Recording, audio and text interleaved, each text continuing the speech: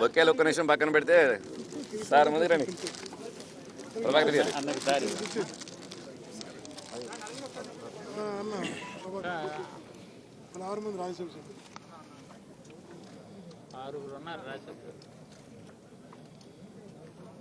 Right.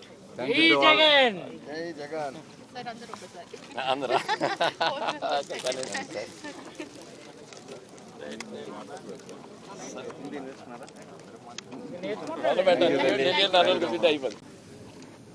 పెద్దలందరికీ media సోదరులకి నా హృదయపూర్వక నమస్కారం తెలియజేస్తున్నాను. ఈరోజు నా రాజకీయ జీవితంలో మరచిపోలేనటువంటి ఒక అరుదైనటువంటి సుదినం. కారణం 1987లో మండల ప్రెసిడెంట్గా అతి చిన్న వయసులోనే రాజకీయ ప్రస్థానం ప్రారంభించి గ్రామ స్థాయి నుంచి శాసనసభ్యుడిగా, శాసన మండలి సభ్యుడిగా, మంత్రిగా, రాష్ట్ర స్థాయిలో ఉన్నటువంటి అన్ని రకాలైన బాధ్యతలను నిర్వర్తించి ఇంత త్వరగా రాజ్యసభలో కూడా నాకు స్థానం కల్పించే అవకాశం ఇంత త్వరగా వస్తుందని చెప్పి బహుశా నేను ఊహించలా. కోరిక ఉన్నప్పటికి కూడాను మనకు ఆ కోరిక తీర్చుకునేటువంటి అవకాశం కూడాను నాయకుని రూపంలో, భగవంతుని యొక్క ఆశీర్వాదం రూపంలో లభించేటటువంటి సంఘటనలు అరుదు.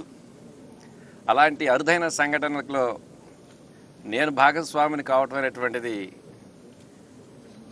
ఒక విధంగా ఆశ్చర్యకరమైన విషయం, సంతోషించదగిన విషయం.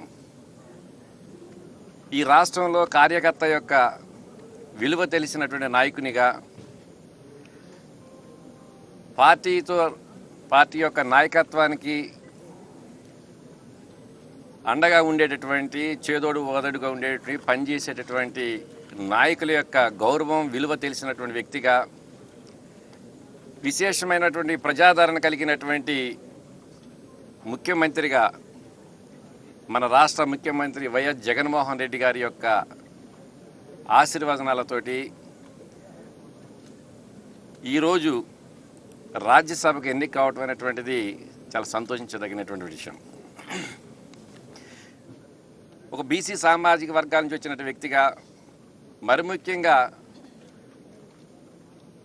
అగ్నికుల క్షత్రియ సామాజిక వర్గం నుంచి రాష్ట్ర స్థాయిలో దేశంలోనే మొట్టమొదటిగా రాజ్యసభలో అడుగుపెట్టేటువంటి అవకాశం జగన్మోహన్ రెడ్డి గారు ఈ సామాజిక వర్గానికి నాకు కల్పించినందుకు, బీసీ సామాజిక వర్గాలలో మరి ముఖ్యంగా కింద స్థాయి నుంచి వచ్చేటువంటి నాయకులను రాజకీయంగా ఏ విధంగా ప్రోత్సహించాలనేటువంటి విలువలు తెసిన వ్యక్తిగా ఈరోజు జగన్మోహన్ రెడ్డి గారు బీసీ సామాజిక వర్గానికి వచ్చినటువంటి నాకు, అలాగే పెద్దల బోసు గారికి ఇద్దరికి అట్ ఏ టైం ఒక అవకాశం కల్పించడం అనేటువంటిది గుర్తించుకోదగినటువంటి విషయం.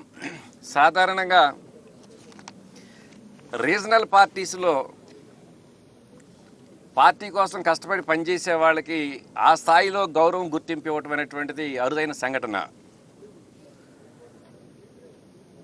అలాంటి అరుదైన సంఘటనకు ఒకటి ఇదని కాదు, మన ఆంధ్ర రాష్ట్ర రాజకీయ చరిత్రలోనే ఎన్నో అరుదైన సంఘటనలకు శ్రీకారం చుట్టినటువంటి, తెరలేపినటువంటి నాయకుడు మన నాయకుడు జగన్మోహన్ రెడ్డి గారు. ఈ సందర్భంగా ఇద్దరు వ్యక్తులకు నేను ఒకసారి మీడియా సందర్భంగా స్మరణ చేసుకోవాల్సిన అవసరం అయితే ఉంది. నాకు రాజకీయ ఓనామాలు ఇచ్చినటువంటి మన రేపల్లె ప్రాంత నాయకులు, మాజీ పార్లమెంట్ సభ్యులు స్వర్గీయ శ్రీ సింగం బసవపన్నయ్య గారు ఆ రోజు నన్ను రాజకీయ ప్రస్థానంలో తీసుకొస్తే కాలేజీ నుంచి రావటం కానీ బయటికి నా యొక్క రాజకీయ ఎదుగుదలకు అన్ని విధాలుగా నన్ను ఆశీర్వదించి ముందుకు నడిపించినటువంటి వ్యక్తి స్వర్గీయ శ్రీ వైఎస్ రాజశేఖర్ రెడ్డి గారు. ఆ ప్రస్తావన వస్తేనే హృదయం చలించిపోయేటువంటి పరిస్థితులు. అలాంటి ఇద్దరు అరుదైనటువంటి వ్యక్తుల యొక్క పూర్తి సహకారంతో, ప్రోత్సాహంతో, వారి యొక్క డైరెక్షన్ తోటి ఈరోజు రాజ్యసభలో ప్రప్రథంగా అడుగుపెట్టే అవకాశం లభించడం అనేటువంటిది సంతోషించదగినటువంటి విషయం. ఈ సందర్భంగా వారిద్దరికీ మనస్ఫూర్తిగా నా ఘనమైనటువంటి శ్రద్ధాంజలి ఘటిస్తున్నాను. ఒకటి, ఇక్కడ ఎప్పుడు కూడా రాజకీయ ప్రస్థానంలో ఇప్పటి వరకు చూసినటువంటి పరిస్థితులు ఎప్పుడు కూడాను కార్యకర్తలను నాయకులను రాజకీయ అవసరాలకు వాడుకోవటమే చూసినటువంటి ప్రస్తావన ప్రజెంట్ జనరేషన్లో ఎక్కువగా చూస్తున్నాం, మరి ముఖ్యంగా ప్రాంతీయ పార్టీల్లో. అలాంటి ప్రస్తావనలకు పూర్తిగా భిన్నంగా జరుగుతున్నటువంటి రాజకీయ పరిణామాలు ఇవాళ ఆంధ్ర రాష్ట్రంలో జగన్మోహన్ రెడ్డి గారి యొక్క నాయకత్వంలో ఉన్నాయి. వాస్తవంగా ఈ సందర్భంలో, ఈ శుభ సందర్భంలో ఆ ప్రస్తావన చేయాల్సినటువంటి సంఘటన కాదు, కానీ సందర్భం వచ్చినప్పుడు మాట్లాడక తప్పదు. ఇద్దరు బీసీ సామాజిక వర్గాలను పార్టీ కోసం పనిచేసిన వ్యక్తులను ఒకవైపు ప్రోత్సహిస్తూ, అదేవిధంగా రాష్ట్రంలో పారిశ్రామికంగా అభివృద్ధి పదంలోకి ముందుకు తీసుకుని వెళ్ళటానికి, కొత్త పరిశ్రమలు ప్రోత్సహించడానికి అవసరమైనటువంటి సహకారం కూడా తీసుకోవటానికి ఇద్దరు వ్యక్తులు, పెద్దలు అయోధ్య రామిరెడ్డి గారు, వారు పార్టీకి సంబంధించిన నాయకులు, పారిశ్రామికవేత్తగా కూడా గుర్తింపు ఉన్నటువంటి వ్యక్తి. అలాగే రిలయన్స్ సంస్థకు సంబంధించినటువంటి నత్వాని గారు పెద్దలు. వాస్తవంగా అలాంటి పెద్దల యొక్క ప్రాధాన్యత ఆంధ్ర రాష్ట్రం నుంచి ఉన్నట్లయితే భవిష్యత్తులో ఆ యొక్క సంస్థ యొక్క సహకారంతో, కేంద్ర ప్రభుత్వం యొక్క సహకారంతో మరిన్ని పరిశ్రమలు ఈ రాష్ట్రంలో ప్రారంభించి ఉద్యోగ అవకాశాలు కానివ్వండి, పారిశ్రామిక ఉత్పత్తులు కానివ్వండి, ఆ ప్రాంతాలను అభివృద్ధి చేయించుకోవడానికి కానీ చెందుకోవడానికి కానివ్వండి, ఎన్నో అవకాశాలు ఉన్నాయి. కాబట్టి ఇటు రాజకీయ పరంగా పొలిటికల్ బ్యాలెన్స్, అటు ఇండస్ట్రియల్ సెక్టార్గా ఆ బ్యాలెన్స్ కూడా సమపాళ్లలో తీసుకుంటూ ఈరోజు ముందుకు తీసుకెళ్ళిన పరిస్థితులు. సహజంగానే రాజకీయ ప్రస్థానంలో మరి రాజ్యసభకు సంబంధించిన అభ్యర్థుల ఎంపిక అంటే కార్యకర్తలకు, నాయకులకు లభించేటువంటి అవకాశాలు చాలా తక్కువ. ఒక ప్రాంతీయ పార్టీలో ఒక రాజ్యసభ సభ్యుడిగా ఎవరిని ఎన్నిక చేస్తున్నామంటే అతని యొక్క తూకం ఎంత, ఏ స్థాయిలో ఆయన బరువు పలుకుతుంది అని చెప్పి లెక్కలేసేటటువంటి ప్రస్తావనలో పరిస్థితులు ఈరోజు రాష్ట్ర రాజకీయాల్లో ఉన్నాయి. గతంలో జరిగిన సంఘటనలు అనేకమైన చూసాం. ఇవాళ రోజున తెలుగుదేశం పార్టీ తరఫున రాజ్యసభ సభ్యుడిగా పోటీ చేసినటువంటి వర్ల రామయ్య గారు గతంలో ఒకసారి రాజ్యసభ సభ్యుడిగా దాదాపుగా నిర్ణయం కాబడి నామినేషన్ ప్రక్రియ కూడా ప్రారంభించుకోవడానికి ముహూర్తాలు కూడా పెట్టుకున్నటువంటి సంఘటనలో మనం చూసాం. కానీ నిమిషాలలోనే ఆ సంఘటనలన్నిటి కూడా మారిపోయి ఎక్కువ బరువులు ఎవరు ఇవ్వగలుగుతారా అని చెప్పేసి ప్రస్తావన చేసినటువంటి పరిస్థితులు, ఆ దిశలోనే ఆ నిర్ణయాలు కూడా మారినటువంటి పరిస్థితులు. అలాంటి సంఘటనలు, గత సంఘటనలు అన్నిటికీ భిన్నంగా ఒక రాజకీయ శ్రీకారానికి, నూతన రాజకీయ ప్రస్థానానికి శ్రీకారం చుట్టినటువంటి పరిస్థితులు ఈరోజు రాష్ట్రంలో ఉన్నాయి. కాబట్టి జగన్మోహన్ రెడ్డి గారి యొక్క నాయకత్వంలో మరి ఇలాంటి పరిస్థితుల్లో ఇంతకు పెద్దలు చెప్పినట్లుగానే రాష్ట్ర అభివృద్ధికి సంబంధించి, రాష్ట్రానికి సంబంధించినటువంటి అనేక సమస్యలు కేంద్ర ప్రభుత్వం దగ్గర పరిష్కారం చేసుకోవాల్సినటువంటి పరిస్థితులు ఉన్నాయి. మరి అలాంటి సమస్యలన్నిటిని కూడాను పరిష్కారం చేసుకునే విషయంలో కానివ్వండి, రాష్ట్రానికి రావాల్సినటువంటి, కేంద్ర ప్రభుత్వం నుంచి రావాల్సినటువంటి సంపూర్ణ సహాయకార్యాలు అందించే విషయంలో కానివ్వండి, మరి రాజ్యసభలో మరి మా పార్టీ తరఫున ఉన్నటువంటి పెద్దలు విజయసాయిరెడ్డి గారి యొక్క నాయకత్వంలో మరి జగన్మోహన్ రెడ్డి గారు రాష్ట్ర ముఖ్యమంత్రి గారి యొక్క డైరెక్షన్లో మేము వెళ్ళవేళలా పనిచేస్తామని చెప్పేసి అని కూడా ఈ సందర్భంగా తెలియజేస్తూ, మరి 4 రాజ్యసభ సీట్లు వస్తే ఇద్దరికి బీసీ సామాజిక వర్గాల వారికి అట్టడుగు స్థాయి నుంచి పార్టీకి మొదటి నుంచి కష్టపడి పనిచేసినటువంటి ఇద్దరు సామాన్య కార్యకర్తలాగా ఉన్నటువంటి మాకు జగన్మోహన్ రెడ్డి గారు ఇలాంటి అవకాశం ఇవ్వటం అనేటువంటిది ఈ రాష్ట్రంలో ఉన్నటువంటి బీసీ సామాజిక వర్గాల వారందరినీ కూడాను గతానికి భిన్నంగా, గతంలో ఓట్ బ్యాంక్ రాజకీయాలకే బీసీ వర్గాలను వాడుకున్నటువంటి పరిస్థితులకు పూర్తి భిన్నంగా రాజకీయంగా వీరిని కూడా ముందుకు తీసుకుని వెళ్ళాలి అనేటువంటి ఆలోచనతోటి బీసీ సామాజిక వర్గాలలో ఒక ఆత్మస్థైర్యాన్ని మమ్మల్ని ఆదుకోవటానికి, మమ్మల్ని రాజకీయంగా ముందుకు తీసుకుని వెళ్ళటానికి ఆంధ్ర రాష్ట్రంలో బీసీ పక్షపాతిగా జగన్మోహన్ రెడ్డి గారి ఆంధ్ర రాష్ట్ర ముఖ్యమంత్రిగా మాకు అండగా ఉన్నారు, తోడుగా ఉన్నారనే దానికి ఎంతకన్నా నిదర్శనం ఇంకోటి లేదని చెప్పని కూడా ఈ సందర్భంగా తెలియజేస్తూ, మరి మా మీద మా నాయకుడు జగన్మోహన్ రెడ్డి గారిని ఇచ్చినటువంటి నమ్మకాన్ని పూర్తిగా వమ్ము చేయకుండా పూర్తిగా వారి యొక్క విశ్వాసానికి లోబడి మేము పనిచేస్తామని చెప్పేసి కూడా ఈ సందర్భంగా తెలియజేస్తూ, మనస్ఫూర్తిగా బీసీ సామాజిక వర్గాల యొక్క ప్రతినిధిగా మా నియోజకవర్గ ప్రజల తరఫున జగన్మోహన్ రెడ్డి గారికి కృతజ్ఞతలు తెలియజేస్తున్నాను. Good evening to all of my media friends, both print and electronic media. ఈ సందర్భంగా భారత పార్లమెంట్లో రాజ్యసభ మెంబర్గా ఎన్నిక అవడం అనేది ఆంధ్రప్రదేశ్ వైఎస్ఆర్ కాంగ్రెస్ పార్టీ అధ్యక్షులు, మన రాష్ట్ర గౌరవ ముఖ్యమంత్రి శ్రీ జగన్మోహన్ రెడ్డి గారు ఇచ్చినటువంటి ఒక గోల్డెన్ ఆపర్చునిటీ. నేను కలలో కూడా ఊహించలేదు. ఎప్పుడు మాలాంటి వాళ్ళం, అంటే మేము చాలా చిన్నవాళ్ళం, పేదవాళ్ళం, మాలాంటి వాళ్ళం పార్లమెంట్లో అడుగు పెడతామని కలలో కూడా ఊహించలేదు నేను ఎప్పుడు.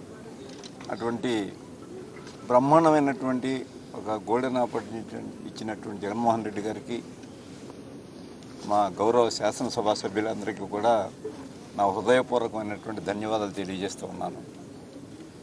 ఈ సందర్భంగా నాకు రాజకీయ గురువులైనటువంటి ఇద్దరు మహోన్నత వ్యక్తిని ఒకసారి నేను స్మరించుకోవాలి, వారికి నా నివాళులు అర్పిస్తున్నాను ఈ సందర్భంగా.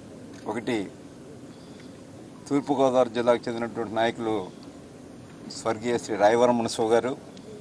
రెండు, దివంగత ముఖ్యమంత్రి మా ప్రీతమ నాయకులు డాక్టర్ రాజశేఖర రెడ్డి గారు. వీరిద్దరూ ఒకరైతే నాకు రాజకీయాల్లో వనమలు నేర్పిన వారు శ్రీ రాయవరం మునసబు గారు అయితే, నన్ను రాజకీయాల్లో పోస్ట్ గ్రాడ్యుయేషన్ చేయించిన వారు శ్రీ వైఎస్ రాజశేఖర రెడ్డి గారు. వారిద్దరికీ జన్మలకి రుణపడి ఉంటాను నేను, మా కుటుంబం కూడా. మన రాష్ట్రం ఎన్నో సమస్యల మీద ఇప్పుడు కొట్టుమిట్లాడుతూ ఉన్నాం మనం. ఒకటి ప్రధానమైన దాంట్లో ఆర్థిక సమస్య. చాలా క్లిష్ట పరిస్థితుల్లో ఉన్నాం. ఒక మాటగా చెప్పాలంటే ఈ కోవిడ్-19 వల్ల మనం అనుకోని ఇబ్బందుల్లో పడ్డాం. ఇది ఈ సందర్భం, ఈ కష్టకాలంలో భారత ప్రభుత్వం ఆదుకోవాల్సినటువంటి అవసరం ఉంది. మేము, మా పెద్దలు ఉన్నారు, సీనియర్ పార్లమెంటేరియన్స్, విజయసాయి రెడ్డి గారు లాంటి వారు సీనియర్ పార్లమెంటేరియన్, అక్కడ మాకు నాయకులు. వారి యొక్క అడుగుజాడల్లో మేము అక్కడ ఉంటూ మన రాష్ట్రానికి తీసుకురావాల్సిన నిధుల గురించి ప్రత్యేకంగా పోరాటం చేయవలసినటువంటి అవసరం ఉంది. It is the responsibility of the government of India to encourage in all the things, in all the ways to our state. మన ఇప్పటికే భారతదేశంలో ఏ రాష్ట్రంలో అమలు చేయలేనటువంటి సంక్షేమ కార్యక్రమాలు మనం అమలు చేస్తూ ఉన్నాం. ఒక పక్క అభివృద్ధి, మరో పక్క సంక్షేమం, రెండు సమాంతరంగా నిర్వర్తించడం కారణంగా, అంతేకాకుండా ఫైనాన్షియల్ డిఫిషిట్ ఉన్న రాష్ట్రం, అంటే రెవెన్యూ లోటు ఉన్న రాష్ట్రం. మనకు స్టేట్ రీఆర్గనైజేషన్లో చట్టంలో ఎంత రెవెన్యూ డిఫిసిట్ ఉందో అంత కేంద్ర ప్రభుత్వం భరించాలని ఉన్నప్పటికీ కూడా ఎప్పటి వరకు మనం దానికి నోచుకోలేదు. సక్రమంగా దాన్ని మనం పొందలేకపోయాం. మా సీనియర్ పార్లమెంటేరియన్ సభ్యులందరితోటి తప్పకుండా దాని మీద మా శక్తి వంచన మేరకు కృషి చేస్తామని ఆంధ్రప్రదేశ్ రాష్ట్ర ప్రజలందరికీ హామీ ఇస్తూ, మరొక్కసారి మన ప్రీతం ముఖ్యమంత్రి జగన్మోహన్ రెడ్డి గారికి నా ప్రత్యేకమైన ధన్యవాదాలు తెలియజేస్తూ సెలవు తీసుకుంటాను. ఈరోజు చాలా సంతోషంగా ఉంది. మీ అందరి ద్వారా మన ముఖ్యమంత్రి వర్యులు జగన్మోహన్ రెడ్డి గారికి, అలాగే ఆంధ్ర రాష్ట్ర శాసనసభ్యులు అందరూ ఎవరైతే నాకు మద్దతు ఇచ్చి రాజ్యసభకి గెలిపించారో వాళ్ళందరికీ కూడాను ధన్యవాదాలు తెలియజేస్తూ ఉన్నాను. ముఖ్యంగా మీ అందరికీ తెలుసు, మన నాయకుడు చాలా విజన్ ఉన్నటువంటి నాయకుడు, యువ నాయకుడు. ఆయన ఆలోచనలకు తగిన విధంగా మన రాష్ట్రానికి, దేశానికి ఏ రకమైనటువంటి విషయాల్లో రాజ్యసభ వేదికగా మేము చేయాల్సిన పనులు అయితే ఏవైతే ఉంటాయో ఆ డైరెక్షన్లో మేమంతా పనిచేస్తామని చెప్పి, దానికి అనుగుణంగా ఈరోజు నుంచే ఒక ప్రణాళిక సిద్ధం చేసుకొని దానికి తగిన విధంగా మేమంతా ముందుకెళ్ళేదానికి ప్రయత్నం చేస్తాం. సో ఈరోజు చాలా సంతోషంగా ఉంది. అనుకున్న విధంగా అన్నీ కొంచెం డిలే అయినా, ఒక 3 నెలలు డిలే అయినా కూడా చక్కగా ఎన్నిక నిర్వర్తించారు.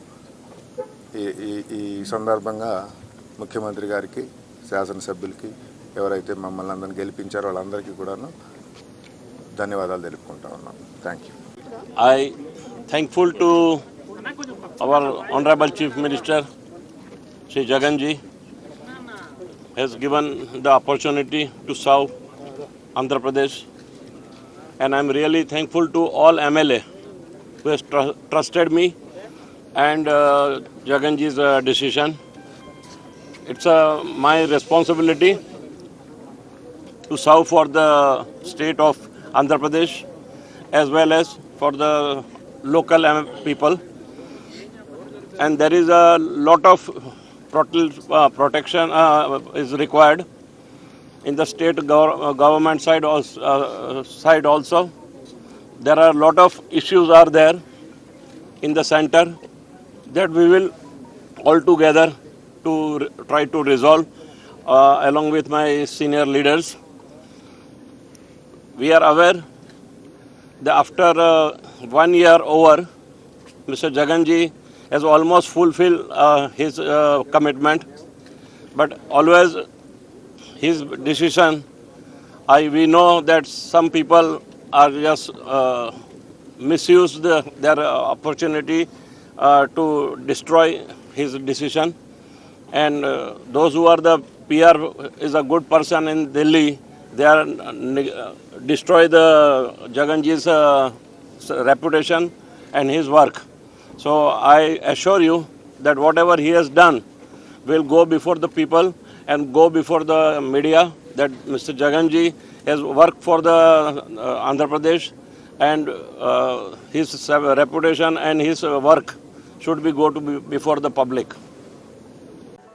ఆంధ్ర రాష్ట్ర ప్రజల ప్రియతమ నాయకులు గౌరవ ముఖ్యమంత్రి వర్యులు శ్రీ జగన్మోహన్ రెడ్డి గారి ఆశయాల మేరకు వైఎస్ఆర్ కాంగ్రెస్ పార్టీ విధి విధానాల మేరకు రాజ్యసభలో మొదట ప్రస్థానం ఒకరి నుంచి మొదలై ఆ తర్వాత రెండై ఈరోజు 6 స్థానాలను వైఎస్ఆర్ కాంగ్రెస్ పార్టీ గెలుచుకోవడం జరిగింది. 2024కి ఈ యొక్క 6 స్థానాలు శ్రీ జగన్మోహన్ రెడ్డి గారి నాయకత్వంలో 11 స్థానాలకు చేరుకుంటాయన్నటువంటి విషయాన్ని నేను తెలియజేసుకుంటా ఉన్నాను. భారత పార్లమెంటులో ఒక 30 స్థానాలకి పైబడి పార్లమెంటు సభ్యులు ఉన్నటువంటి పార్టీకి దేనికైనా కూడా మంచి గుర్తింపు ఉంటుంది. రాష్ట్ర సమస్యలను కేంద్ర ప్రభుత్వం దృష్టికి తీసుకొచ్చి రాష్ట్ర ప్రయోజనాలను కాపాడుకునేటటువంటి శక్తి ఆ పార్టీకి ఉంటుంది.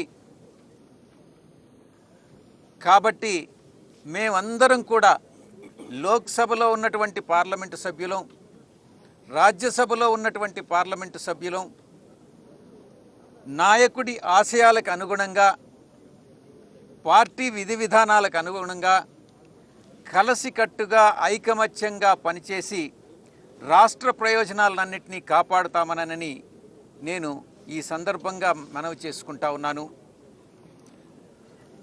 మన నాయకుడికి, గౌరవ శాసనసభ్యులందరికీ కూడా ఈరోజు రాజ్యసభకి మరో 4 పంపించినటువంటి అవకాశం కల్పించినందుకు వారందరికీ కూడా కృతజ్ఞతలు తెలియజేసుకుంటూ సెలవు తీసుకుంటా ఉన్నాను. ఈ వీడియో మీకు నచ్చినట్లయితే లైక్ చేయండి, షేర్ చేయండి అండ్ సబ్స్క్రైబ్ చేయండి. చివరిలో గంట నొక్కడం మర్చిపోకండి.